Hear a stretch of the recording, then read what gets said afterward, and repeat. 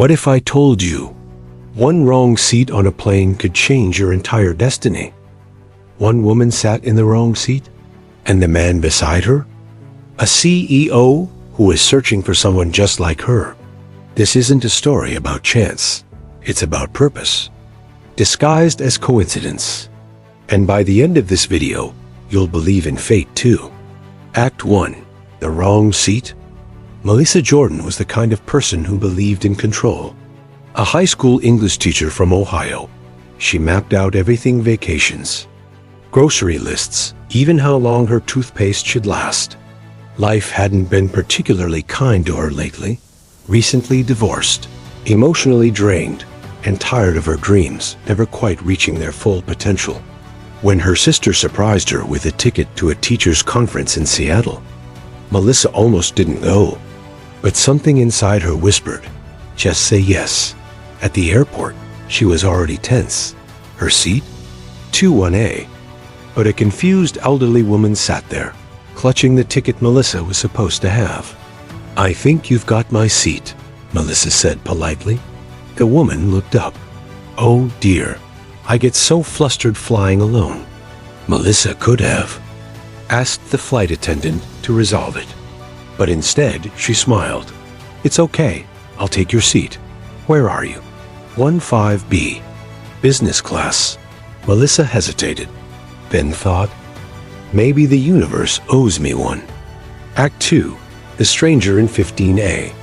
As Melissa settled into her unintended business class seat, she noticed the man beside her already had his laptop open. He wore a charcoal blazer and had the kind of presence that said, I make decisions that affect thousands. She smiled awkwardly and tucked her book, Daring Greatly, by Brené Brown, into the seat pocket. Good read, he said, glancing at the title. You must be into leadership or growth mindset. Melissa raised an eyebrow. I'm a teacher. Growth mindset is kind of my thing.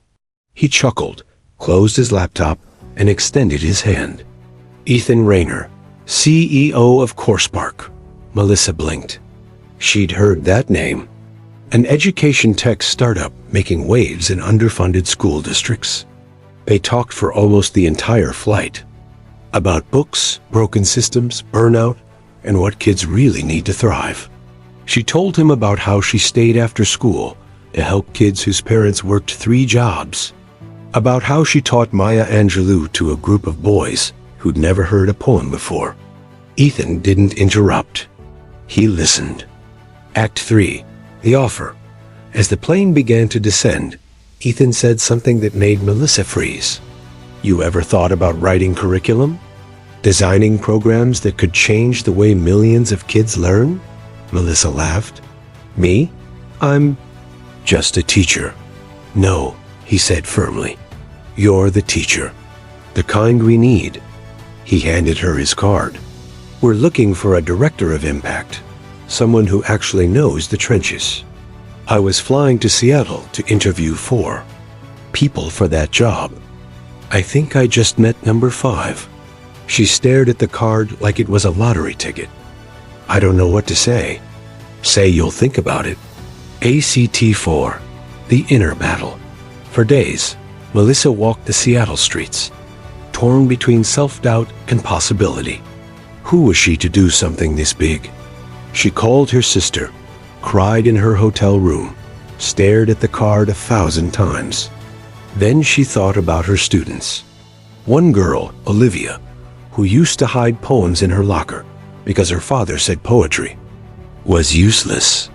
One boy, Jamal, who told her, Miss J, you make me want to be someone. And suddenly she knew this wasn't about her. It was about them. ACT 5. The decision a week later, she flew to San Francisco, this time intentionally. She walked into CoursePark headquarters, wearing her best, slightly outdated blazer, heart pounding like a drum. Ethan greeted her with a smile. I was hoping you'd come. She got the job, and within 6 months, she'd built a pilot program that reached over 40 schools in underserved districts. Kids were learning through stories, empathy-based projects, and tools designed by someone who actually knew what it was like to teach on a shoestring budget. Ending message fade to black with voiceover. Sometimes life puts you in the wrong seat, so you can meet the right person. This story isn't just about Melissa. It's about you, about the seat you're in right now. Maybe it's uncomfortable. Maybe it feels wrong. But maybe, just maybe, it's exactly where you're supposed to be, to meet the moment that changes everything. Your next opportunity could be one seat away. Ease story key images prompt.